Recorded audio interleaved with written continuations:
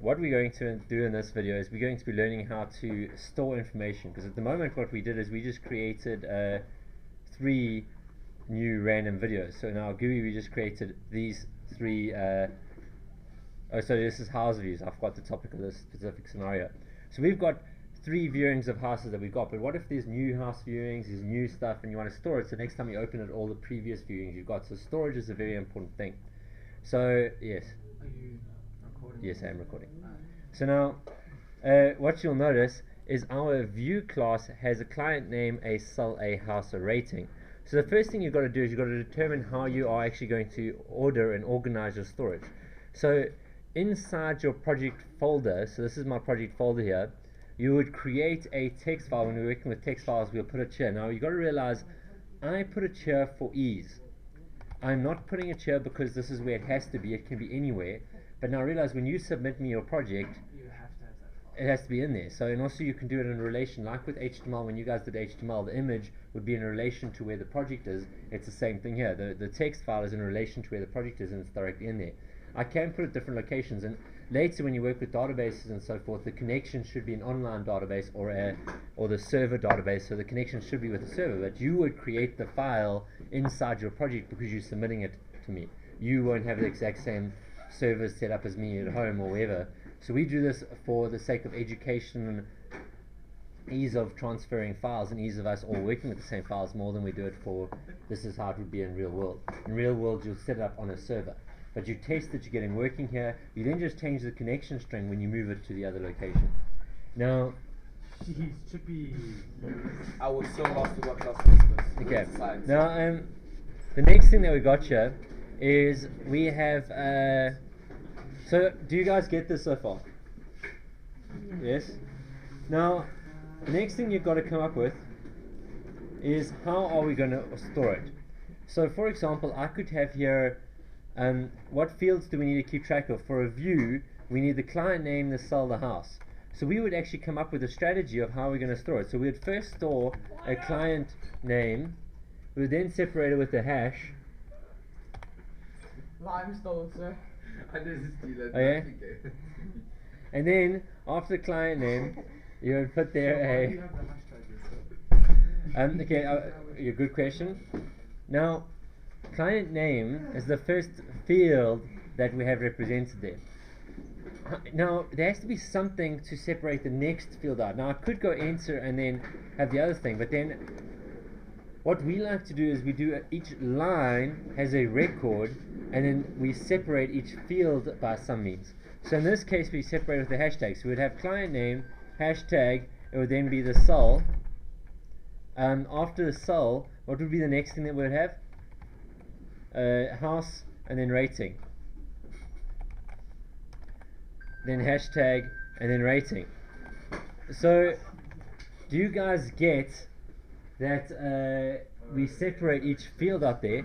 So now, if we look at the 3 that we've got there, I'll get your question. I just want to finish this, then I'll get your question.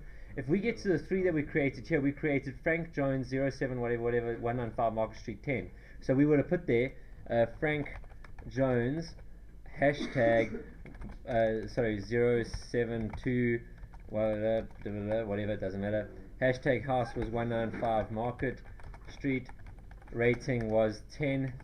Then the next record would be on the next line, so that would be Jim Cricket hashtag 073 hashtag, and that was for 206 Church, and the rating there was 7. Do you guys follow this so far? So you're just iterating this now, just so we can see, or you physically inputting the data for this case? In this case, I'm physically inputting the data, so that when now I read from this text file, I can go through each individual record. Guys, trust me when I say this. This component that we're going through right now is for your matric finals. In your matric final, this is a good portion of your marks, a decent portion of marks. And the fact that you guys, I know that not everyone's here today, but the fact that you guys are going to have an extra lesson on this, guys, seriously now, please stop that. Now, Now, what we got here is when you've inputted them, we've learned. Sorry, your question before I continue, Sarah. So does this have to be like in the same case? It doesn't matter. Casing doesn't matter here because this is data. In other words, this is like inputted from the user, so you can't guarantee the user. Obviously, other ways we will need to try and make sure that what the user inputs is correct to what we want. But casing doesn't matter. It's not commands to the computer. This is literally stuff, user information. It's user stuff. It's about the actual data. It's not instructions to the computer. So, like here, I use the hashtag to separate it. I could actually have used the dash. I could have used the character, but now I don't remember which characters are reserved. So, for example, I could have used this character, but I use hashes because it's a bit more conventional. A lot of people use hashes to separate things, especially in a school level. We know it's just not going to cause hassle. But for example, if I used an ampersand to separate it or a star to separate it, both of those are reserved characters, so the computer goes, huh? And it confuses itself. So it's easier just to stick with hashes to separate them. And as far as the casing is concerned, if I did this, it would make no difference. But the purpose of your program is you would create user interface, or you would create you would make problem solvings to try and make sure you store it correctly. So that has got to do with something completely different, which is your error handling. Or remember, you guys in your theory you went through that concept of data validation and stuff. Data validation would have to make sure that's correct. How we store it and stuff. Later on, the user would input the starter and stuff. The front end would input it. We're just inputting an example set so I can show you how to work. Later on, we'll learn how to write to a text file, and then we will add stuff to it. Do you guys get me so far? Okay, I'm going to minimize this for now. We're going to get on how to code it. So I'm now going to delete all these three, so we're not going to create them like that. Now, in our code now, in our constructor, we are no longer going to do this. We're going to create a method saying, I'm actually going to make it private because we don't need access from outside, void load views. So this means it's loading the views from the database. I can make this public as well. The reason why we potentially don't make it public is because we're going to be referring to it from our constructor. And you'll notice it underlines it yellow, and the reason why is it's saying an overridable method is called from the constructor, meaning that this default constructor, if it is not overridden from the method, it's got to do with inheritance. Okay, I'm not going to learn inheritance now. Just hold this in the back of your head, that if you call from your constructor something that is public, it can potentially cause issues for inheritance. Grade in term 3 we'll learn a bit about inheritance, and you'll get a basic adoption of it, not too much extensively, but for now just keep it in your head about that. That's why if I made it private, if I made this private, it would be fine. This yellow underline, it would be no problem. Okay, so now load views is when now I'm going to have to load the views from the text file. Now the first thing we're going to have to do, we are dealing with an external element, right? The text file has nothing to do with this. It's an external connection to something, another file. It's not actually Java code. It's nothing we got to do with. It's an external item. Do you guys get me on that? So it's like when we try force something to an integer, it's a good idea to put it in a try catch. And you'll notice now, if I go file f, right? So I'm saying a file called f. Now, remember you use control spacebar, right? Java.io is asked there. If I go file control spacebar with a capital F, and I go enter on the java.io, you'll see it'll import, because remember there's a lot of classes, there's a lot of different objects that can be used in Java. But we don't want every single project to use all of them, because otherwise our program would be a gigabyte, and we've just done a stupid little program.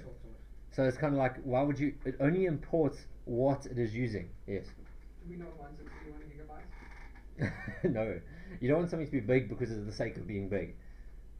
So what do we want it to be? As small as it can officially work. Like 1 megabyte. Put this way, you'll notice now. Okay, let me just quickly to go off on that track.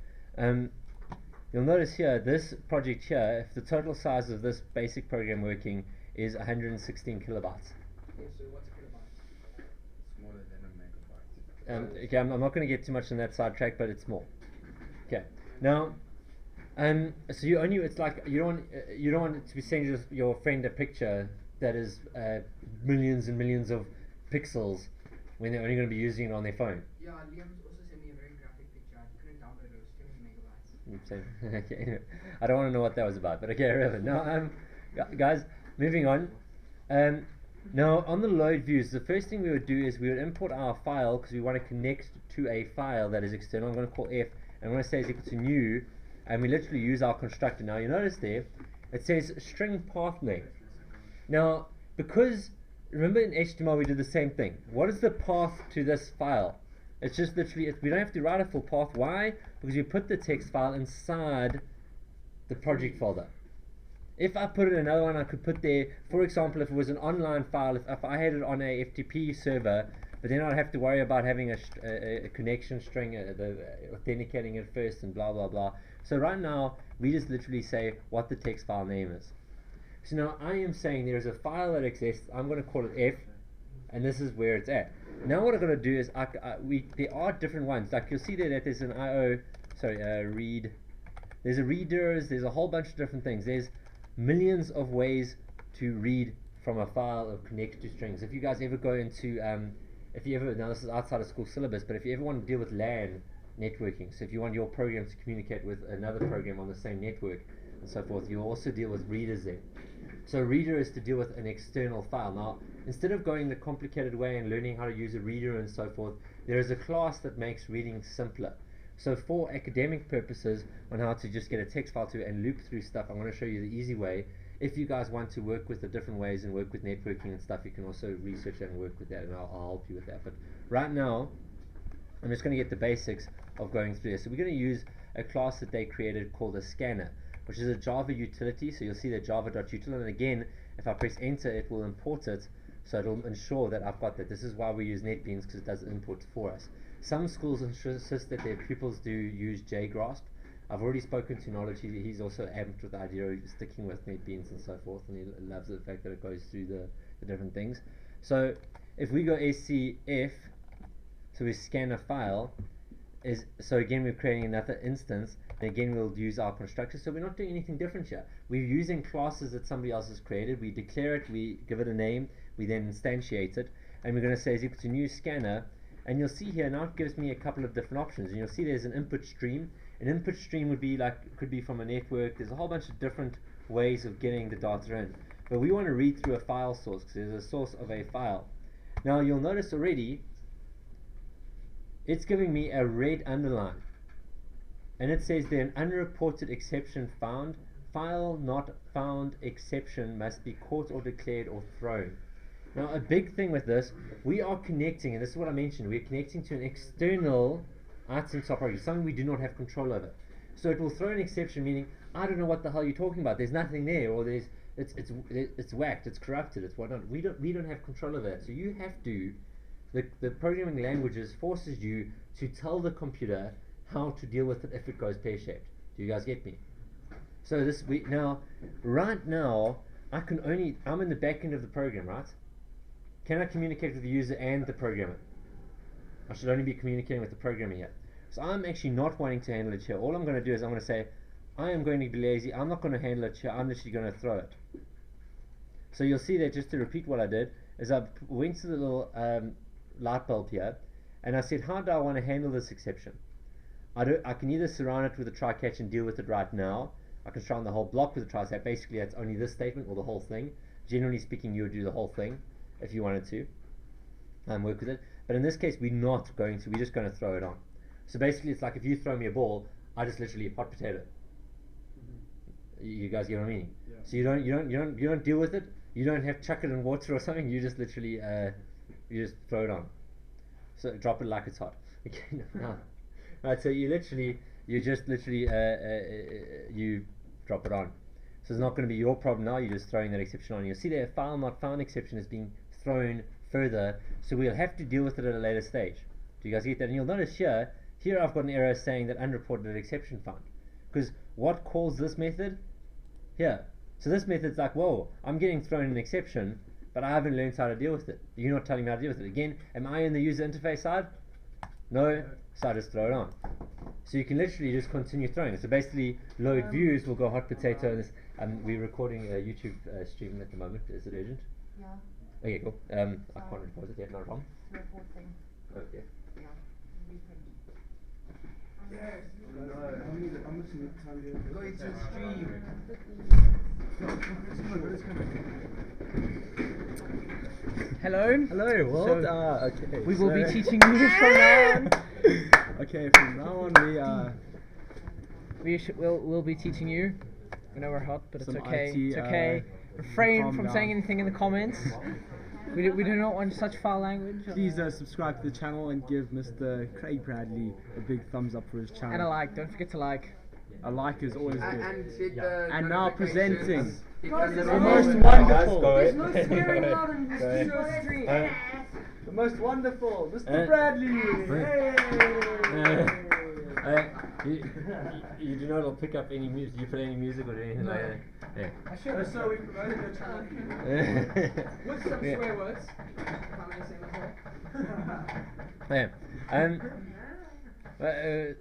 Yeah.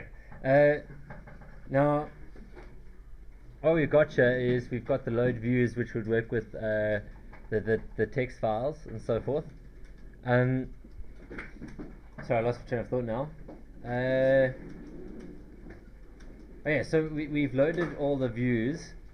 Open the scanner to say that we're connecting to it. We threw the error message that was going on. Now we actually want to work through this stuff. Now, if you look at our text file, which is open here, each line has a record. So what we first do is we want to get the record. So what we do is we loop through. We say while dot has next. So while scanner f dot has next, this loops. This is a loop while the cursor is not at the end of the file. To basically explain what that does in a bit more sort of detail, is when you open a scanner, okay, when you say it's a file, it's basically like telling the computer there is a file that exists that points to it. So like now I've selected views.txt. That's what that does. Do you guys get me? And then when I open it and put a cursor inside it, that's the scanner. So me going file f is equal to new file views, it means it selects the file. And when you go scanner scf is equal to new scanner the file, it'll open the file. And it puts the cursor in. Now what the scf.hasNext means is there anything to the right or beyond where the cursor is right now? If there is, loop on. But now without a statement like this, if I just had this would be a never-ending loop. Do you guys get that? So this is a never-ending loop, meaning that it will just continue forever and ever and ever because the cursor doesn't move. We haven't told the cursor to move. So it's just saying, is there more after the cursor? And you're going yes, yes, yes, but the cursor never moves. So what we're going to do is we're going to say string records is equal to scf dot next line. Now what next line does is it returns the whole entire line, and if we look at this, every single line is a new record, so the whole record gets put into that. Does that make sense? Okay. Now what we got here is if I now go and I say if I now go and I put the record as scf dot next line, now I want to separate that into the fields. So I need to get to make a new view, I need client name, seller, house, and rating. So I need to separate those out. So what we actually do is we create a scanner can do one of two things, guys. Come. A scanner can do one of two things. It can scan through a external element. You two. Yes, sir. Which two? I'm not going to mention names on video. Lime, Starless, They know who they are. and Lavini. He's lying.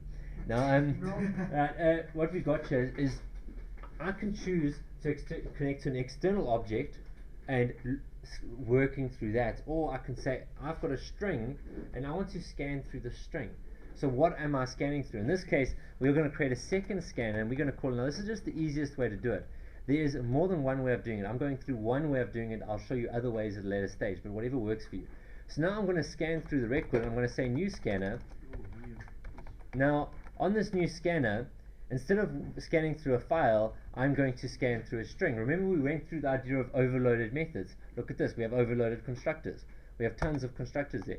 So now I'm going to send through the record through here. So now I'm going to be not scanning the whole entire file, I am now only scanning the individual records. So it's basically like me saying, so the first statement says dot next line, which means it gets all of it and it puts it into, so basically takes all of it it puts it into, I'm actually going to open up a new notepad here. So this represents record, so I'll put it into a record. Now I'm going to be scanning through this. Now realize my cursor is now over here in my scanner F. My scanner F's cursor is now on the next line. Do you guys get that?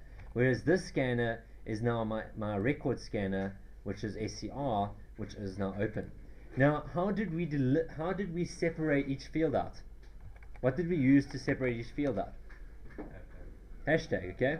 So we have to specify to this scanner that the delimiter we're using to separate our fields is a hashtag. So delimiter is what separates each field out. So we're saying you're going to use a hashtag to separate that. So I'm going to create quickly a string client name, comma cell, comma house, semicolon, and an int rating, because those are the things we need, right? So the first thing I'm going to do is I'm going to say client name is equal to scr.next, semicolon. So basically what they'll do, because the delimiter is a hash, scr.next will literally go up until it gets to a hash. It gets to a hash there, right? So it will take that and put it into client name, and then it will move the cursor to here. Do you guys follow this? So now I'm going to say cell is equal to scr.next, and then I'm going to say house is equal to scr.next. And then rating. Now this rating is equal to scr dot. No. Yeah. Now it's going to be. True. I didn't give you time. Yeah. Now because this we want to be an integer, we know it's an integer. The two of you, I'm going to make you stay with me second break, next break. The three of whoever is working with us, I don't care who's involved with it. Not today, but on Tuesday, the day you come back, I'm going to make you stay with me. You guys hear me? Yes, liar. You can actually set a reminder. Okay, the reason, as I said, this is advantageous, the fact that you're here today. Don't make it a disadvantage, alright? That's just silly. Now, next int means that it is going to store an integer. So next will always return a string. If we know it's going to be an integer, we can say get the next integer that's available there. And we know because we've got control over this, we're going to make it a dot int. Now, you guys follow this, right? Yeah. Yeah. Now, if I go and I say now, I just have to say add view, send through the client name, house and ratings. So I just need to move my picture on. So if you send through the house name and rating, that will work fine there. Ooh, hello. Yeah, so there's nothing happening on No, on your screen it's not, but on my screen it is, because I'm basically now moving around the online stream video. Long story. Okay. Now. So when are we getting paid our advertising fee? No such. Now. No. Guys, focus, come. Now, now, if we go back to our UE, you'll see I have a red. Why do I have a red underline here? Can anybody tell me? Because you haven't connected the view manager. No. What did we do? No, that's fake. Come.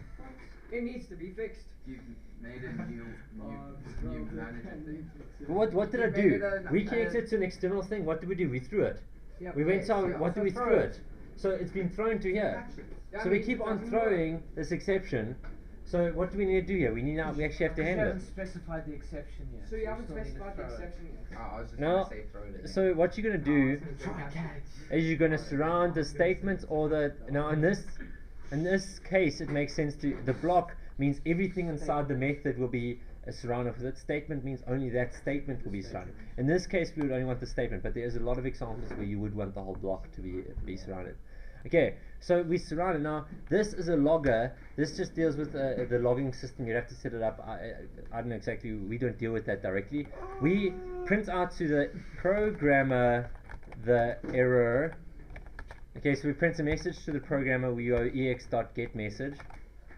So we print out the message that is being thrown, because you see ex is where the exception gets caught, and we print it out. The same. We also print it out to the user, so we use our show message dialog. We use this as the parent component, and we say there error message to user I would also suggest you do say the ex.get message so the user might be able to also help fix the problem. So you print out or you handle what do you want it to handle. Sometimes this error message you might be able to say, okay, try a different connection string. Guys, please turn off whatever that is. Now, at the moment, unless they prove me otherwise, I do have 3 people and they know who they are who are staying with me on Tuesday when we get back. Now, the next thing, you hope I forget. Now, the next item that we've got here is I've got vman new view manager is what's happening here. So it's going to create a new instance. We've got all of that working. It should technically work. So right now, instead of it loading from us in here, it's loading it from. So let's see if it works. All, sweet. Descending and our ascending works as well.